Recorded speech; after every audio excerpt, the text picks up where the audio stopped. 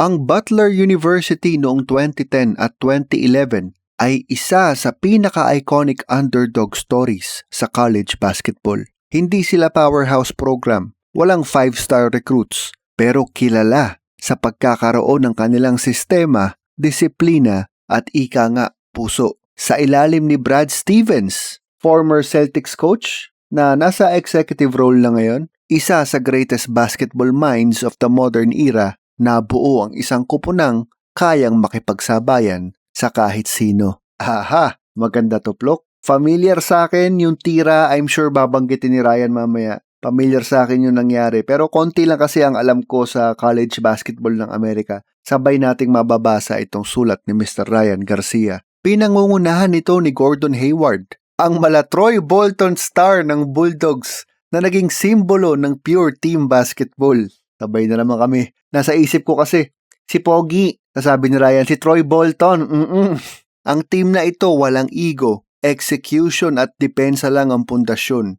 Isang sistema na kayang tapatan kahit na ang mga naglalakihan at mas talentadong programs. Noong 2010 Men's Basketball Championship Game, nakaharap nila ang powerhouse na Duke University ni Coach K o Coach Krzyzewski sa isang classic finish. Sa huling segundo, bumitaw si Hayward mula halos half-court, tumama sa backboard, tumampi sa rim at muntik nang pumasok. Isang talbog lang ang pagitan sa isa sa greatest game winner sa basketball history. Maihahanay siguro natin sa tira ni Kawhi noong 2019, pero yung kay Kawhi, series clincher lamang.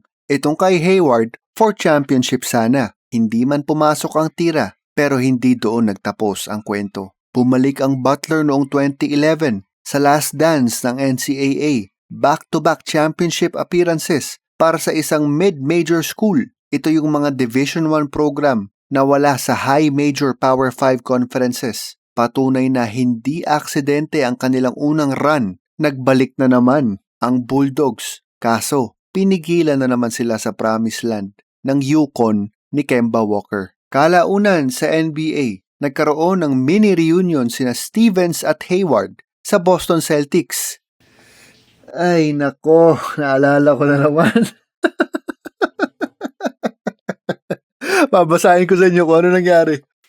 Pero agad itong naantala ng gruesome injury ni Hayward sa NBA opening night kontra sa Cavaliers. Unang game ni Hayward bilang Celtic ito. Sayang ang reunion, pero hindi nito nabura ang legacy nila bilang coach at player tandem. Naalala ko na naman, after nung nangyari kay Gordon Hayward, pinakaunang game niya yun After nung nangyari kay Hayward, yung isa kong pinsan si Shotty, magsi-CR daw. Pagdating niya sa pinto ng CR, hinimatay.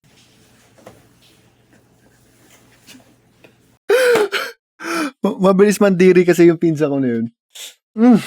Anyway, naalala ko na naman. Ay siya, ang sakit nun para kay Gordon Hayward. Sa Boston, lalo pang pinatunayan ni Stevens ang kanyang brilliance. Lalo na noong Isaiah Thomas era. Siya ang naghulma sa Celtics bilang overachieving contender at sa ilalim niya, naging MVP level star si IT habang umabot sila ng Eastern Conference Finals noong 2017 at muli noong 2018 without the injured stars na sina Kyrie at Hayward. Oo nga pala. Siya nga pala ang coach ng Isaiah Thomas years. Ibig sabihin, nung college coach pa lang siya, papunta sa NBA, talagang meron na siyang magic na yung isang team na underdogs dapat, nag-overachieve. At ngayong executive na siya, kita mo naman ang Boston, pabalik-balik lang sa tuktok ng East. Pinakita ng kupunang ito na kahit hindi nila naiuwi ang kampyonato, mananatili silang isa sa pinaka-inspiring stories sa modern basketball at hindi malilimutan ang napakalaking kwento na iniwan ng Butler. Sa basketball, minsan, isang lucky bounce lang ang pagitan ng heartbreak at immortality.